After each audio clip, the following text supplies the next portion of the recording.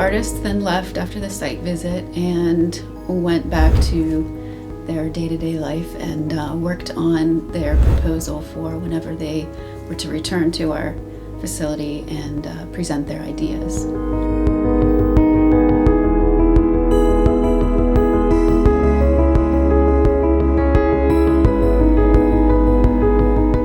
Our process involves a lot of research and then synthesis after the research and experiment along the way. So the first step in any of this project was just like, what does MRI do? Like, where is the intersection between what we're interested in and what MRI does? So we dove deep into looking at things like slips was one of the things that captivated us. The idea of creating something at a microscopic level that has this impact at a macroscopic level was really compelling, along with all of the other processes of how you actually build a material in 2D when it's so small that you can't actually reach down there and place things. You have to have these controlled environments where the thing grows because of the conditions that you've set.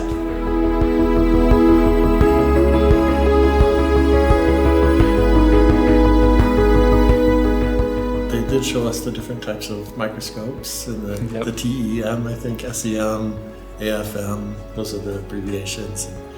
I could barely say microscopy, I think is the term, is the M in each of those. And that was hugely inspiring. So also seeing the multifaceted aspect of MRI and how they are really truly collaborative across the university and beyond the university itself. In addition to that kind of openness of MRI, like all of their research is accessible via the internet, and they produce a magazine that we can pull down and check out the latest in what's happening. And there's sort of like that sharing is really great, and was at least really great for us to be able to have a peek into what happens here. Yeah, for sure. Looking at those resources, craft was one of the groups. Of course, that really resonated with me, and they're working with fibers is one of the aspects of that. But to see these different pairings and the way people were interacting and grouping together, and even working with life sciences. So, that really resonated with us as a collaborative and collective where we bring our skills of the digital and the physical together.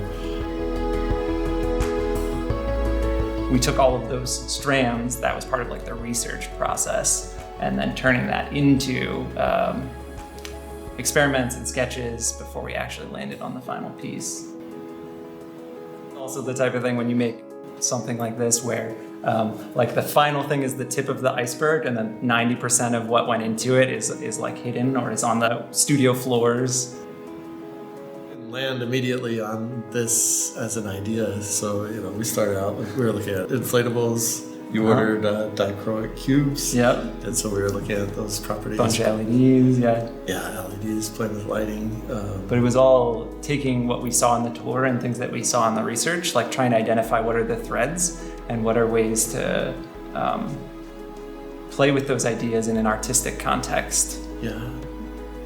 Yeah, and one of the challenges put forth, well, I took it as kind of a challenge on the tours. I was asking about their data sets. He's like, well, really our data is a line that goes kind of like this. And he's like, how could you turn that into artwork that would, take a lot of creativity? So I took that as a challenge. So I was even 3D modeling the data and trying to extrude it into these shapes and play with the different ideas for proposals. But eventually we came up with two soft ideas that we kind of developed a soft pitch for, and they talked about what was feasible and most interesting, and they said please come back with a single proposal, which we did based on the project that you see behind this. Yeah, which turned into the final thing.